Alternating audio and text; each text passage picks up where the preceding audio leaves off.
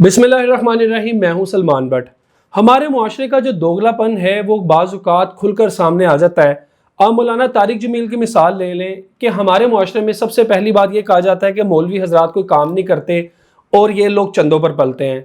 हर वक्त हमारी तोपों का जो रुख है वो मुआशरे के एक नहायत ही पिसे हुए तबके की तरफ होता है कि ना आज से पहले कभी किसी हुकूमत ने उनकी फ़िक्र की, ना ही किसी मुआशरे के और सेक्टर ने और इदारे में उस तबके की फ़िक्र की जिसको हम आम अल्फाज में मौलवी कहा जाता है कि वो कोई काम करे, वो कोई कारोबार करे। वो 6 साल की डिग्री हासिल करते हैं अपने मदरसे से, फारिगुल तहसील होते हैं और उसके बाद किसी मस्जिद के इमाम बना दिया जाता है, जहाँ पर उनका टोटल निज़ाम जो है वो या तो दरूद ख़त्म के हलवों और रोटी पर चलता है, या उनको चंदे में से, मस्जिद के चंदे में से एक नहायत थोड़ी सी तनख्वाह दे दी जाती है और फिर उनसे तसव्वुर ये किया जाता है, उनसे तवक्को ये की जाती है कि वो मुआशरे का सबसे एक्टिव रोल प्ले करें। ये तो हो गया छोटे मोटे मौलवियों की बात। वो मौलवी के जो आलम दीन हजरात के जिनका पूरे पाकिस्तान में, पूरी दुनिया में मुकाम होता है, हम उनको भी माफ़ नहीं करते। हालिया मिसाल आप देख लें मौलाना तारिक जमील साहब की, कि जब उन्होंने ऐलान किया कि वो अपने कपड़ों का एक ब्रांड लेके आएंगे तो हमारी पूरी कौम ने, किसी ने ना सिर्फ मौलाना साहब की बात सुनी बल्कि डिफरेंट साइड से डिफरेंट आवाज़ें उठना शुरू होगी कि मौलाना साहब तो लोगों को सादगी का दर्ज देते थे और अब खुद ब्रांडेड कपड़े बेचेंगे। हालांकि किसी ने उनको आलम दीन को कारोबार करने से नहीं रोका। अल्लाह के नबी सल्लल्लाहु अलैहि वसल्लम खुद भी तिजारत करते थे और कारोबार करते थे। तमाम सहाबा कराम बड़े बड़े कारोबार करते थे। चूँकि अगर आप अच्छा कारोबार करेंगे, अच्छा कमाएंगे, तो आप दीन की खिदमत भी बेहतर तरीके से कर सकते हैं। यहाँ पे कहा जाता है कि नहीं, आप सिर्फ दीन की खिदमत के लिए अपनी ज़िंदगी वक्फ कर दें और फिर मुआशरे की बातें भी सुने कि ये कुछ कमाते नहीं है या खाते नहीं है या इनका मुआशरे में कोई किरदार नहीं है, और अगर आप करने की तरफ जाएँ तो आप पर उल्टा फिर तनकीद कर दी जाती है।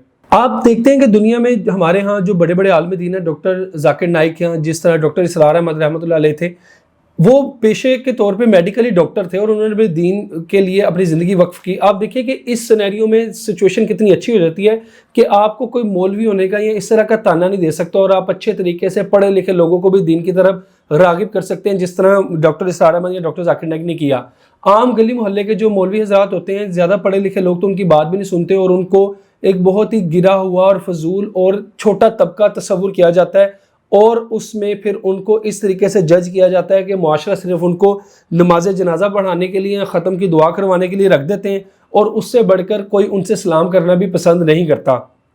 अब मौलाना तारिक जमील ने जो कारोबार शुरू किया, उसकी उन्होंने जब इतना शोर मच गया तो उन्होंने उसकी वजाहत दी कि जब कोरोना वायरस के दौरान, कोविड के दौरान जब कारोबार बंद हो गए और मौलाना इतने सारे मदरसे भी चलाते हैं, तो मौलाना ने ये महसूस किया कि वो अपने दोस्तों से, मुखियर हज़रात से चंदा मांगने की भी पोजीशन में नहीं रही, क्योंकि दुनिया के कारोबार तो ठप हुए पड़े थे।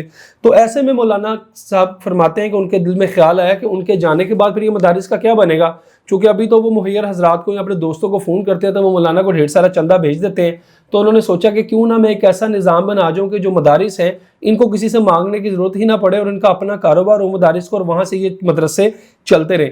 अब ये कितनी अच्छी नीयत है। अगर फ़र्ज़ करें ये नीयत ना भी हो और मौलाना सिर्फ अपने बाल बच्चों के लिए कारोबार करना चाहें, अपने ख़ानदान की बेहतरी के लिए कारोबार करना चाहें, तो उसमें भी कोई बुराई नहीं है। उस सूरत में भी उनको वेलकम ही किया जाना चाहिए। इस सारे सोच को, इस सारे नज़रिए को, मुआशरे की सोच को एक बार फिर से परखने की ज़रूरत है और इसको चेंज करने की ज़रूरत है। भाई, मौलवी भी उसी तरह है जिस तरह डॉक्टर है, जिस तरह फ़ौजी है या जिस तरह जज है। अच्छी मराहत लेते हैं, अच्छी पेंशन लेते हैं, अच्छी तनख्वाहें लेते हैं, अच्छा लाइफस्टाइल क्लब्स की मेंबरशिप लेते हैं, अच्छे 5 स्टार रेस्टोरेंट्स में खाना खाते हैं। तो क्या ये मौलवी का हक़ नहीं है? सरकारी स्कूलों में पढ़ाने वाले जो उस्ताद हैं, वो उनको गवर्नमेंट उनका कितना ख्याल रखती है, उनको अलाउंसेस दिए जाते हैं, उनको घर दिए जाते हैं, उनके बच्चों को आगे से नौकरियां दी जाती हैं, और इसी तरह हॉस्पिटल्स में काम करने वाले अमले को, तमाम सरकारी अमले को। लेकिन मौलवी को आप क्या देते हैं? कुछ भी नहीं देते। उल्टा जब वो खुद कुछ करना चाहे तो उस पर फिर तनकीद और क्रिटिसिज्म।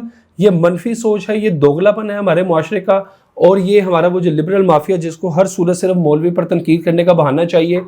बिलाशुबा हज़ार खामियाँ होंगी मौलवी हजरात में, या सारे सिस्टम में जो दीन का यहाँ पे निज़ाम जिस तरह से चल रहा है उसमें हज़ार खामियाँ होंगी, लेकिन बहरहाल उनके पास भी हक़ और इख्तियार है कि वो काम करे, कारोबार करे, अपने बीवी बच्चों के लिए रिस्क कमाएं।